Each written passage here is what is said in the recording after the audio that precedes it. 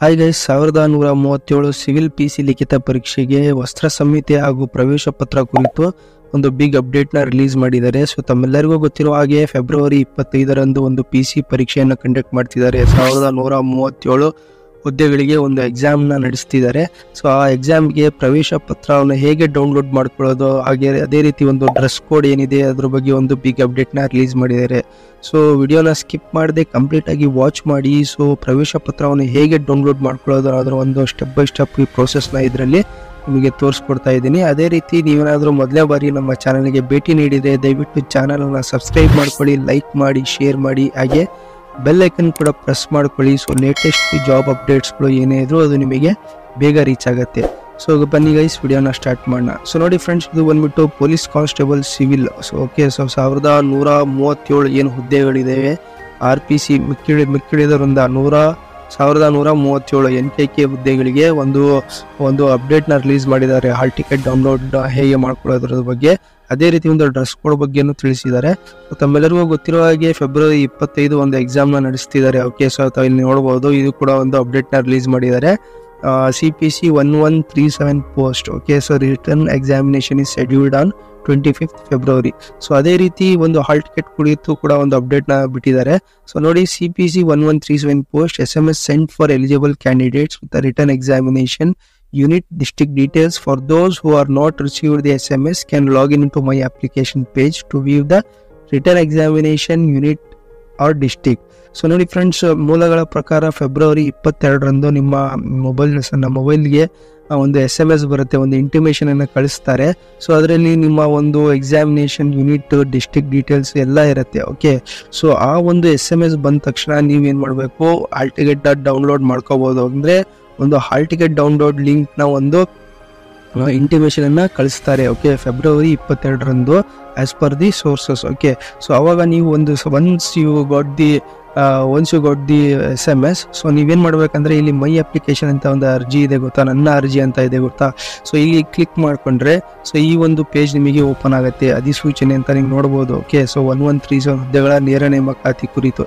So ಇಲ್ಲಿ ನೀವು ಏನ್ ಮಾಡಬೇಕು, ನಿಮ್ಮ ಒಂದು ಅಪ್ಲಿಕೇಶನ್ ನಂಬರ್ ಅನ್ನ ಹಾಕಬೇಕು, ಅಥವಾ ನಿಮ್ಮ ರೋಲ್ ನಂಬರ್ ಏನಿದೆ ಅಪ್ಲಿಕೇಶನ್ ನಂಬರ್ ಹಾಕಿ ನಿಮ್ಮ ಡೇಟ್ ಆಫ್ ಬರ್ತ್ ಅನ್ನ ಹಾಕ್ಬಿಟ್ಟು ಇಲ್ಲಿ ಲಾಗಿನ್ ಅಂತ ಕೊಟ್ರೆ ನಿಮಗೆ ಒಂದು ಪ್ರವೇಶ ಪತ್ರದ ಡೌನ್ಲೋಡ್ ಲಿಂಕ್ ಆಪ್ಷನ್ ಸಿಗುತ್ತೆ. ಪ್ರವೇಶ ಪತ್ರವನ್ನು ಹೇಗೆ ಅದರೊಳಗೆ ಇದು ಲಾಗಿನ್ ಆದ್ಮೇಲೆ ಪ್ರವೇಶ ಪತ್ರ ಡೌನ್ಲೋಡ್ ನ ಒಂದು ಆಪ್ಷನ್ ಸಿಗುತ್ತೆ.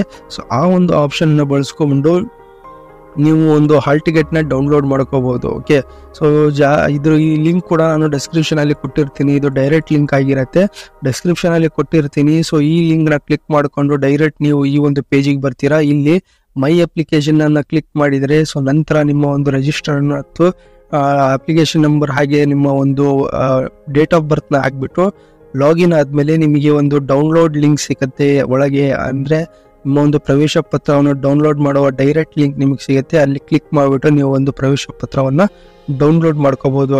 ಅದೇ ರೀತಿ ಒಂದು ಡ್ರೆಸ್ ಕೋಡ್ ಏನ್ ಹೇಳಿದ್ದಾರೆ, ಈ ಒಂದು ಎಕ್ಸಾಮಿಗೆ ಯಾವ ಒಂದು ಡ್ರೆಸ್ ಕೋಡ್ ಅಲ್ಲಿ ಬರಬೇಕು ಅನ್ನೋದ್ರ ಬಗ್ಗೆ ತಿಳಿಸ್ಕೊಡ್ತಾ ಇದ್ದೀನಿ. ಸೊ ನೋಡಿ ಫ್ರೆಂಡ್, ಸಿವಿಲ್ PC ಲಿಖಿತ ಪರೀಕ್ಷೆಗೆ ಹಾಜರಾಗಲು ವಸ್ತ್ರ ಸಂಹಿತೆ ವಿವರಗಳು. ಪುರುಷ ಅಭ್ಯರ್ಥಿಗಳಿಗೆ ವಸ್ತ್ರ ಸಂಹಿತೆ ಏನ್ ಸೂಚನೆ ಕೊಟ್ಟಿದ್ದಾರೆ ಅಂದ್ರೆ, ಅರ್ಧ ತೋಳಿನ ಅಂಗಿ ಧರಿಸಬೇಕು, ಕಾಲರ್ ರಹಿತ ಅಂಗಿ ಧರಿಸಿ ಬರಲು ಆದ್ಯತೆ ನೀಡುವುದು, ಹೆಚ್ಚು ಜೇಬು ಇರುವ ಪ್ಯಾಂಟ್ ಧರಿಸಬಾರದು, ದೊಡ್ಡ ಬಟನ್ ಇರುವ ಅಂಗಿ ಧರಿಸಬಾರದು, ಅದೇ ರೀತಿ ಜೀನ್ಸ್ ಪ್ಯಾಂಟ್ ಹಾಗೂ ಹೆಚ್ಚು ಜೇಬು ಇರುವ ಪ್ಯಾಂಟ್ ಧರಿಸುವಂತಿಲ್ಲ, ಪರೀಕ್ಷಾ ಕೇಂದ್ರದೊಳಗೆ ಶೂಗಳನ್ನು ನಿಷೇಧಿಸಲಾಗುವುದು, ತೆಳುವಾದ ಅಡಿಭಾಗವಿರುವ ಪಾದರಕ್ಷೆಗಳನ್ನು ಧರಿಸಬೇಕು, ಕುತ್ತಿಗೆ ಸುತ್ತ ಯಾವುದೇ ಲೋಹ, ವರ್ಣ, ಉಂಗುರ ಹಾಗೂ ಇತರ ಅನುಮಾನಾಸ್ಪದ ವಸ್ತುಗಳನ್ನು ಧರಿಸ. ಅದೇ ರೀತಿ ಮಹಿಳಾ ಅಭ್ಯರ್ಥಿಗಳಿಗೂ ಏನ್ ಸೂಚನೆ ಕೊಟ್ಟಿದ್ದಾರೆ ಅಂದ್ರೆ ನೋಡಿ, ವಿಸ್ತಾರವಾದ ಕಸೂತಿ ಹೂಗಳು, ಬ್ರೂಜ್ಗಳು ಅಥವಾ ಬಟನ್ಗಳು ಇರುವ ಬಟ್ಟೆಗಳನ್ನು ಧರಿಸಬಾರದು.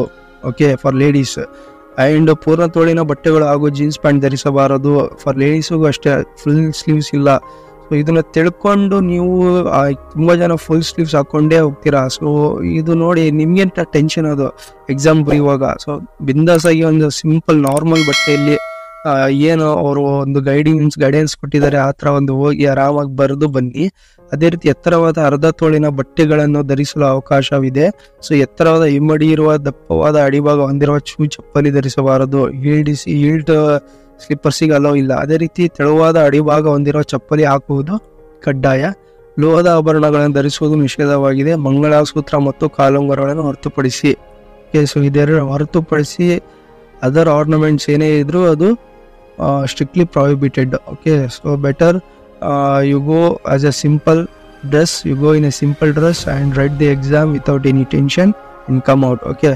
So these are the like ಒಂದು ಡ್ರೆಸ್ ಕೋಡ್ ಏನಿರುತ್ತೆ ಅದು ಒಂದು ಇದರಲ್ಲಿ ಹೇಳಿದ್ದಾರೆ. ಸೊ ಅದೇ ರೀತಿ ನೋಡಿ ಫ್ರೆಂಡ್ಸ್, ಒಂದು ಎಕ್ಸಾಮ್ 25th ಕಂಡಕ್ಟ್ ಮಾಡಿದ್ದಾರೆ. ಸೊ ಎಲ್ಲರಿಗೂ ಆಲ್ ದಿ ಬೆಸ್ಟ್ ಹೇಳ್ತಾ ಎಕ್ಸಾಮ್ನ ಚೆನ್ನಾಗಿ ಬರೀರಿ. ಸೊ ಅದೇ ರೀತಿ ಹೇಳಿರ್ತಕ್ಕಂಥ ಒಂದು ಇನ್ಸ್ಟ್ರಕ್ಷನ್ಸ್ನ ಫಾಲೋ ಮಾಡಿಬಿಟ್ಟು ಚೆನ್ನಾಗಿ ಬರೀರಿ. ಸೊ ಹಾಗೆ ಈ ಒಂದು ವಿಡಿಯೋ ನಿಮಗೆ ಇನ್ಫಾರ್ಮೇಟಿವ್ ಅನಿಸಿದರೆ ದಯವಿಟ್ಟು ಚಾನಲ್ನ ಲೈಕ್ ಮಾಡಿ, ಶೇರ್ ಮಾಡಿ, ಹಾಗೆ ಸಬ್ಸ್ಕ್ರೈಬ್ ಮಾಡೋದನ್ನು ಮಾತ್ರ ಮರಿಬೇಡಿ.